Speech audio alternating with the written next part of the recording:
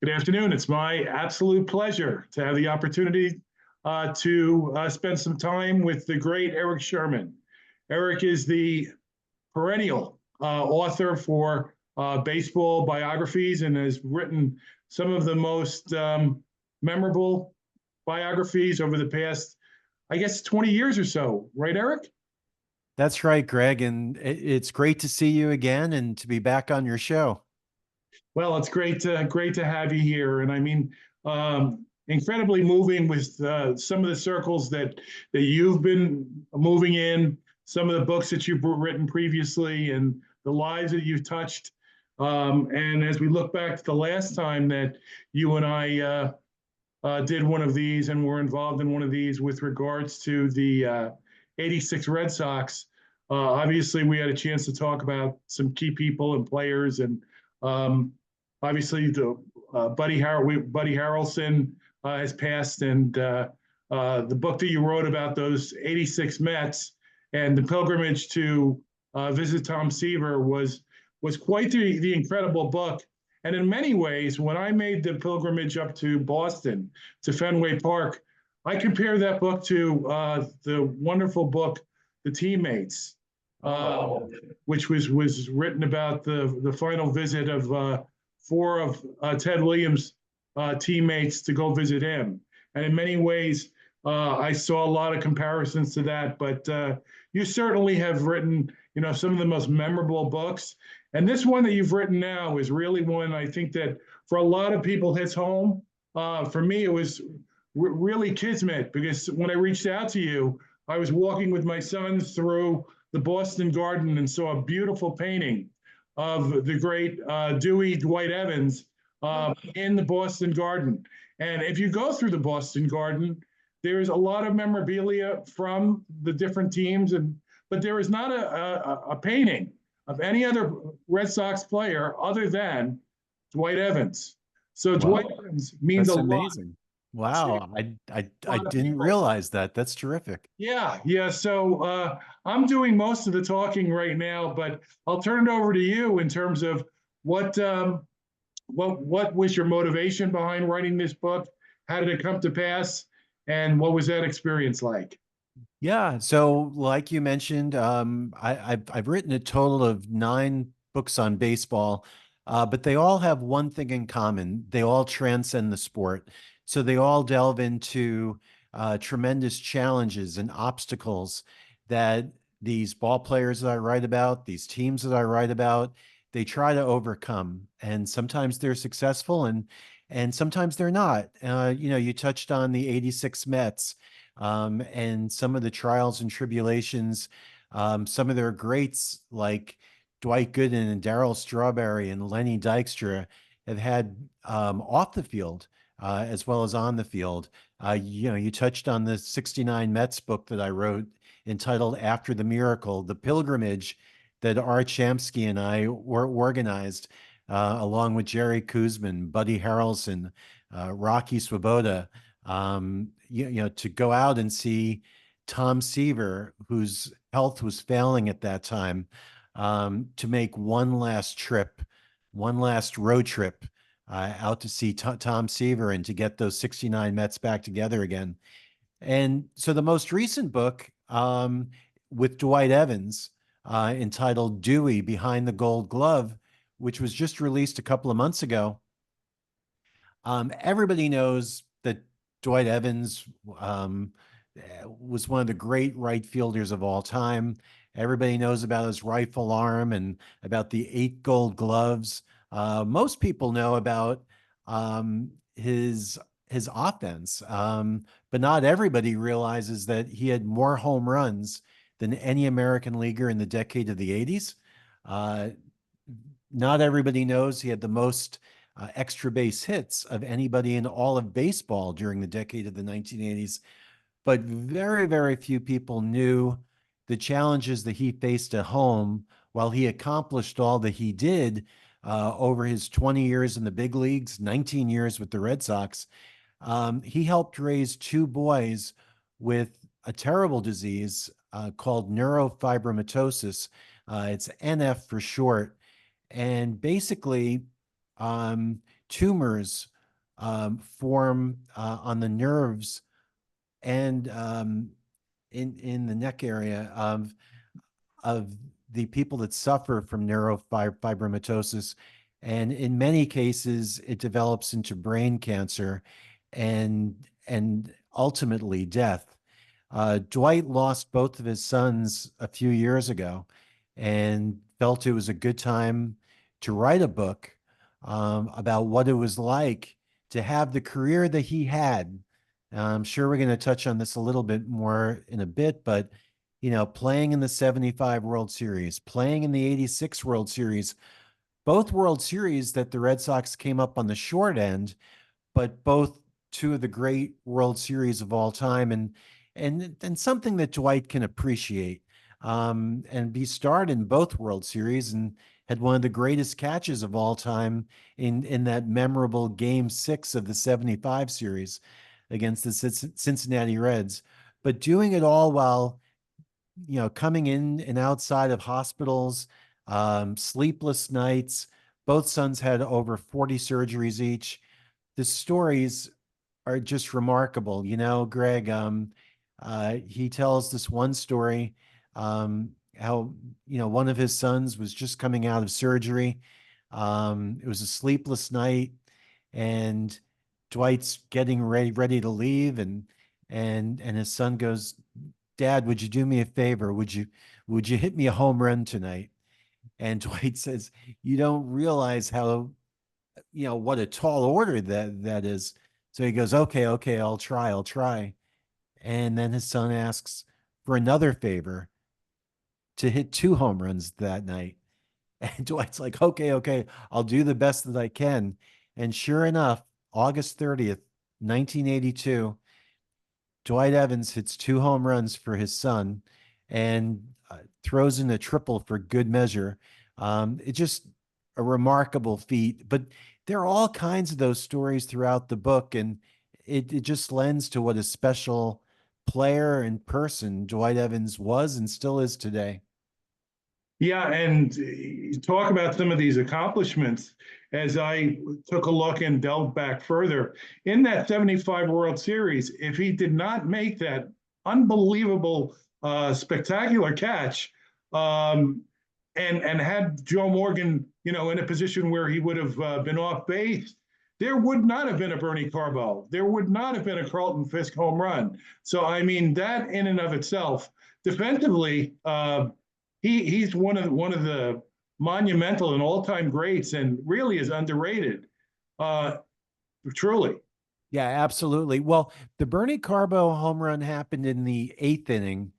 Dewey's catch happened in the 11th, but you are right. I mean, one of the most memorable home runs in baseball history, Carlton Fisk, that never happens if Dewey doesn't basically rob Joe Morgan at a minimum of a double or triple and possibly a home run. And there was a man on base that he doubled up on the play.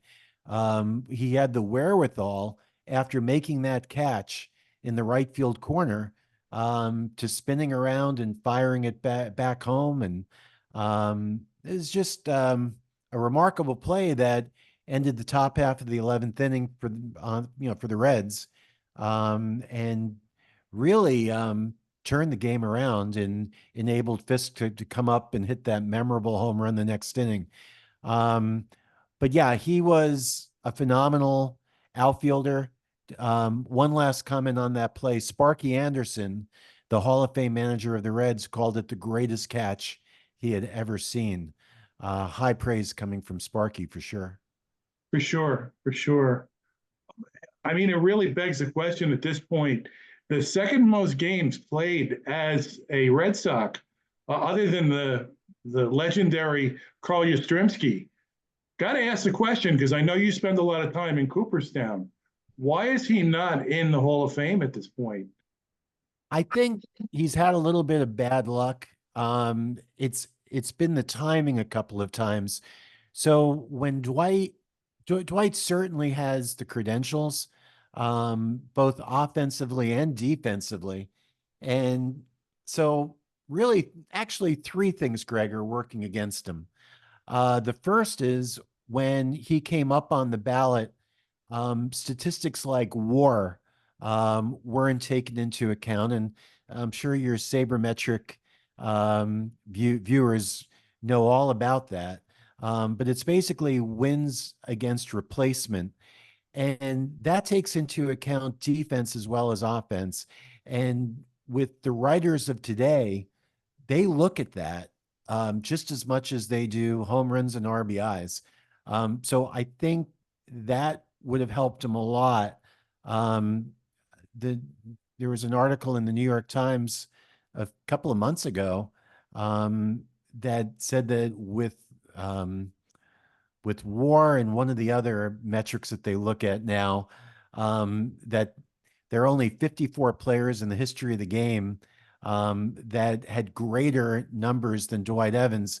50 of them are in the Hall of Fame already, and the other four were caught up in the steroid era. So first of all, so the metrics that are looked at today weren't used when Dwight was on the ballot. Dwight first appeared on the ballot in the writer's ballot in 97, 96, no, I think it was 97. And that was right at the onset of the steroid era when it was full bloom. So now all of a sudden, Dwight's nearly 400 home runs. 400 home runs, the new 400 home runs was now like 500 or 550 home runs. Um, so, that kind of eliminated him as a corner outfielder in a lot of the writers' eyes. It wasn't as impressive as it had been even 10 years before. Um, and lastly, when he appeared on, I believe it was the Modern Era ballot a few years ago, um, he received 8 votes, which is great. I mean, you only need 12 of the 16 um, to get elected into the Hall of Fame on one of the old veterans ballots. And he fell 4 short, but it was also the year um, that who was it? Oh my goodness. Marvin Miller. How could I forget? Marvin Miller was on the ballot for the first time, and veterans committees had been waiting for years for him to be on. And had Marvin Miller not been on the ballot that year, Dwight most certainly would have gotten the 4 votes that he was missing. Marvin Miller, of course, not a baseball player, but the union labor leader for the players union for many years. And he was the one that really brought about free agency. I mean, if you have a Mount Rushmore of the 4 guys that changed Major League Baseball as we know it, you've Babe Ruth, Jackie Robinson, in my mind, Fernando Valenzuela, but that's probably a whole other podcast. And certainly Marvin Miller, for the 4 guys that changed the game and the way that it's viewed more than anybody. Marvin Miller's on there. So that was a bit of bad luck also. So that's a very long answer, Greg, as to why Dwight's probably not in Cooperstown right now. But he's going to get another shot a year from now. And I think the doors will at last be open to Dwight up in Cooperstown.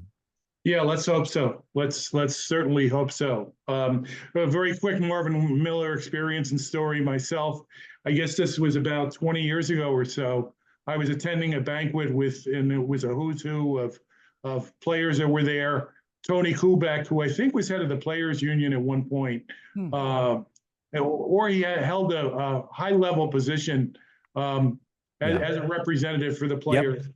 And it was a proverbial who's who that was at this banquet. And everyone was seated, getting ready for their meal to come out. And Tony Kubek got up because Marvin Miller walked into the room, and he said, "If I can have everyone's attention, please. This is the man who changed baseball and did what was needed to really protect our players. And the game changed forever because of him. And please give him a round of applause." And they all stood up, and all the players stood up. Several walked over and embraced him. Oh, yeah.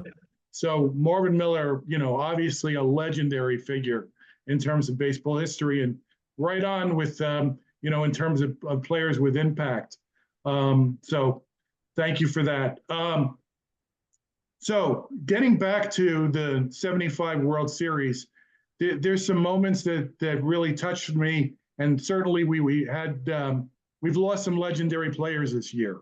Yep. And we'll get into a couple of parallels with Dewey.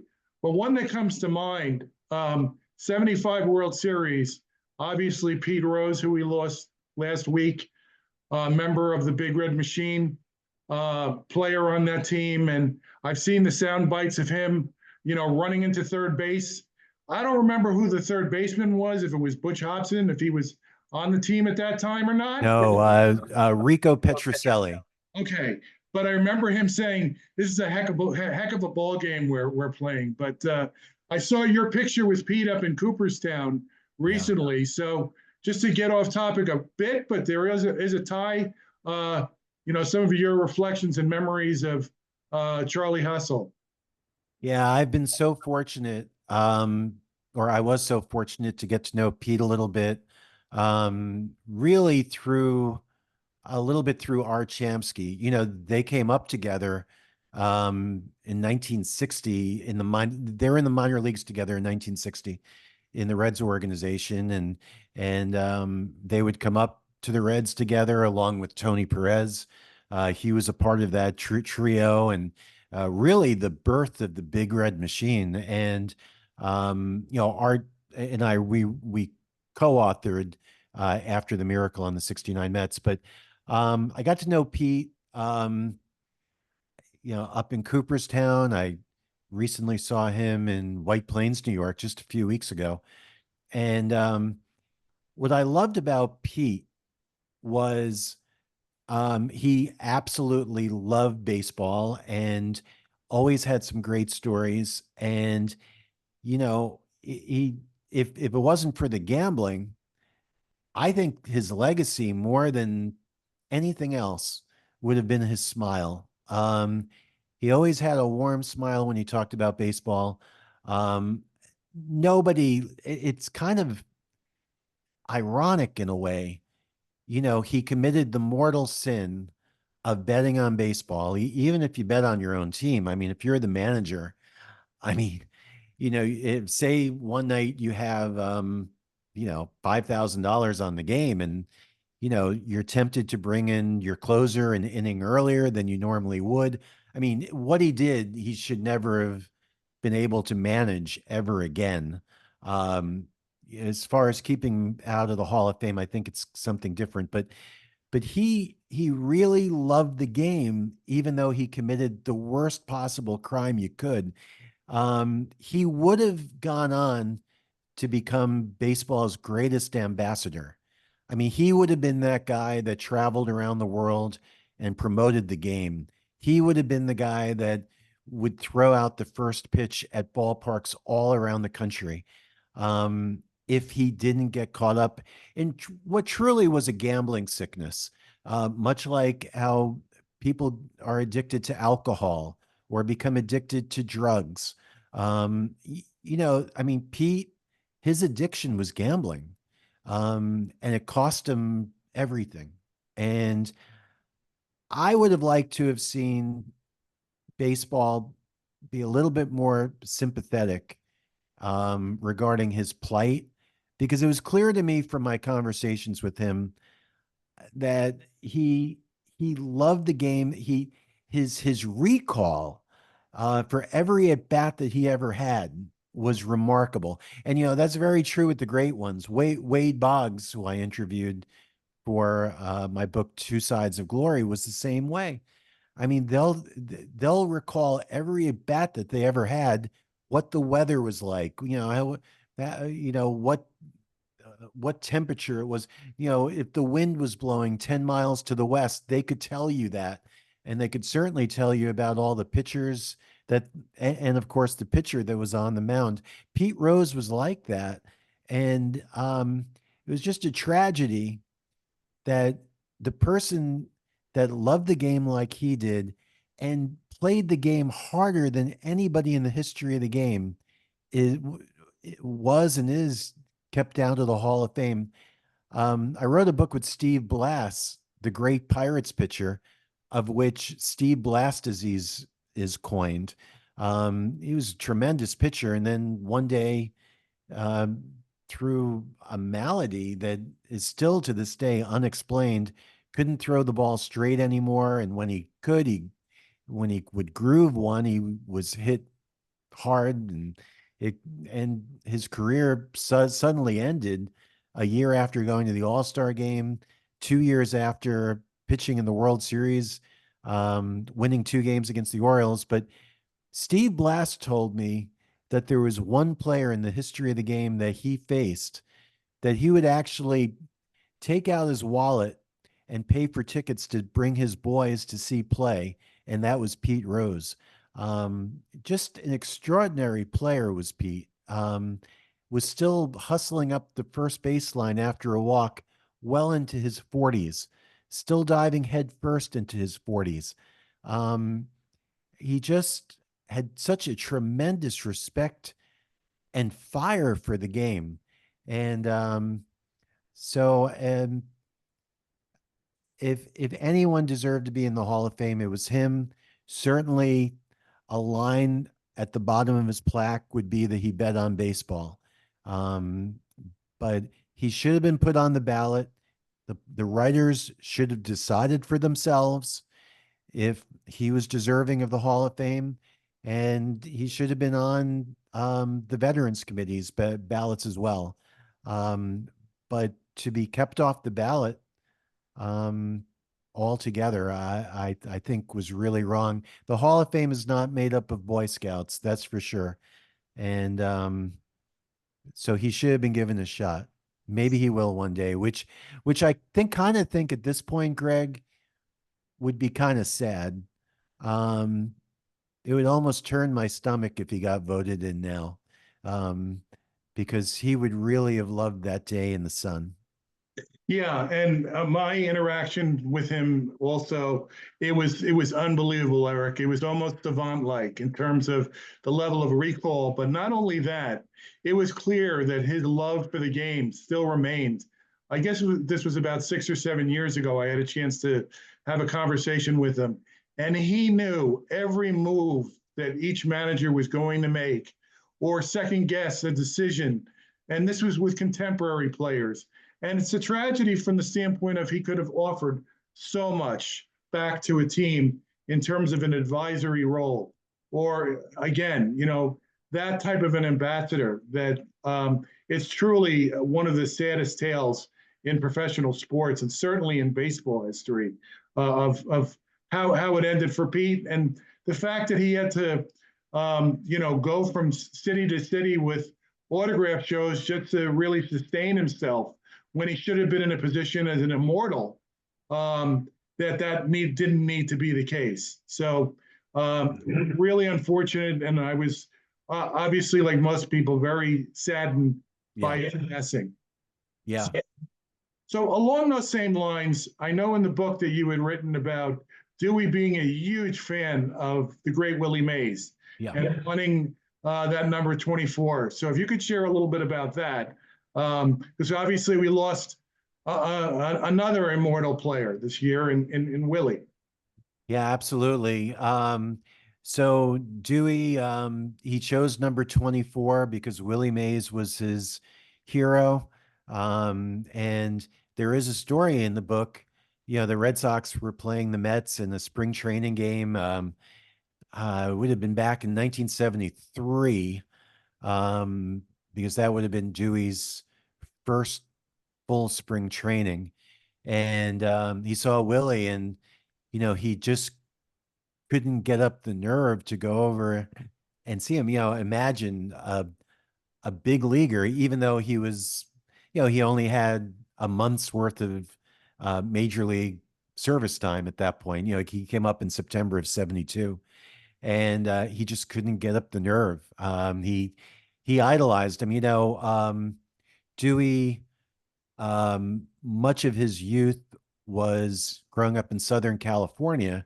He was a Dodgers fan, um, but his favorite player was Willie Mays, just because of the way Willie played the game, and he did it with such flair. And um, so that is why Dwight, like probably countless other boys and young men in this country, wore number 24, whether it be in the major leagues, minor leagues, men's league, or little leagues. So as we wind down here a little bit, Eric, got to ask a question. I know that when I was in Fenway Park back over the summer, they were interested in carrying your book there, and I know you've made the rounds in terms of Boston, and your first printing of the book is was gone in the same day. Obviously, too. By the way, the book is available through Amazon, through Eric directly. Uh, Bookends Bookstore will hopefully be carrying that book. And Eric and I have worked with Bookends Bookstore, largest independent bookstore in the country in Ridgewood. But what are you thinking about next? I know the Fernando book was your last one, and Fernando's I saw was going through a bit of a tough time himself at the moment. Yeah, he is. He stepped away from the Dodgers Spanish language radio, for which he's been one of their analysts for about 20, 21 years now. And so he's taking a break. And so, our prayers are certainly with Fernando. I mean, visibly, he's lost a great deal of weight, and hopefully he'll recover from that. He's still a young for us, right, Greg? I mean, Yeah, he's in his early 60s. Not that we're there yet, but he's hopefully he'll get the help that he needs. My next book, I grew up in northern New Jersey, and I was one of those kids that went to both Mets and Yankee games on alternating weekends, whichever team was in town. And I have a fondness for the Yankees. And, my favorite player growing up was Greg Nettles.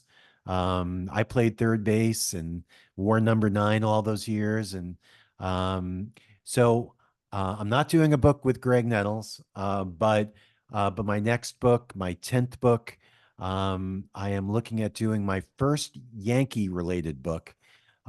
So I have an idea, and I'm hoping it'll work out, and you'll know a lot more in the weeks and months ahead. that's great. And as I shared with you, I would certainly be happy to help you in Thank you. terms of leveraging the contacts and relationships I have there. And I know that that will be just another wonderful page turner of a book. So again, to wrap up, the name of the book is Dewey. The book is on the great Dwight Evans of the Boston Red Sox, who, by the way, if you look at my background, I have the Orioles Camden Yards, and most people are unaware that Dewey finished up his career with Baltimore. So, Yeah. when I gave the book to Paul O'Neill, I mentioned to him that there was that connection. So, as people get through the book, it's a little fact that I was unaware of, and something that should be of note with Orioles fans that Dewey did play for the Orioles. Yeah, yeah. I mean, he wanted to retire a Red Sox.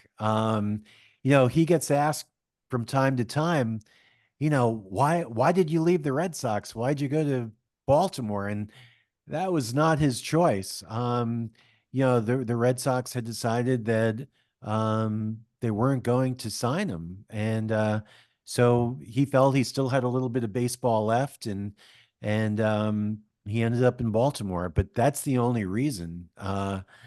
So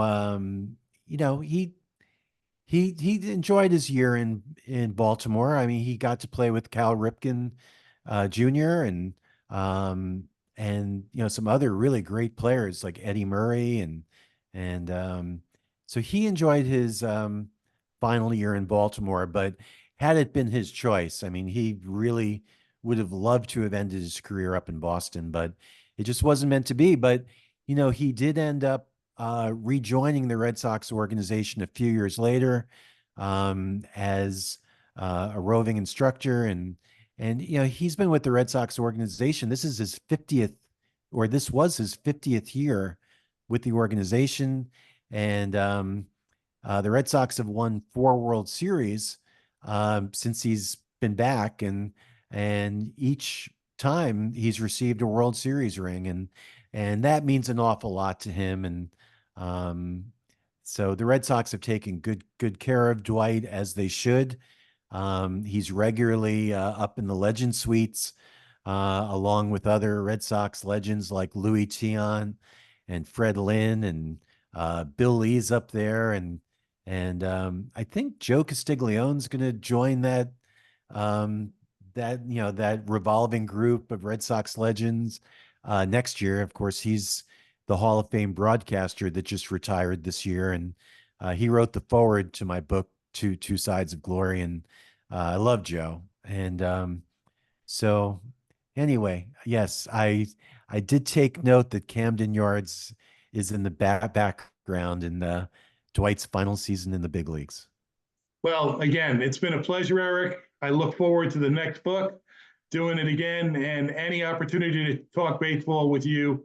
I'll do it any day of the week. So thank you again. The book is Dewey, the Dwight Evans story, available now through Eric Sherman and through Amazon, and through some other outlets in the very near future. It's a great book, a great read. Pick it up. You'll enjoy it, especially as we're into the baseball postseason. Yes. Thank you, Eric. Thanks so much, Greg.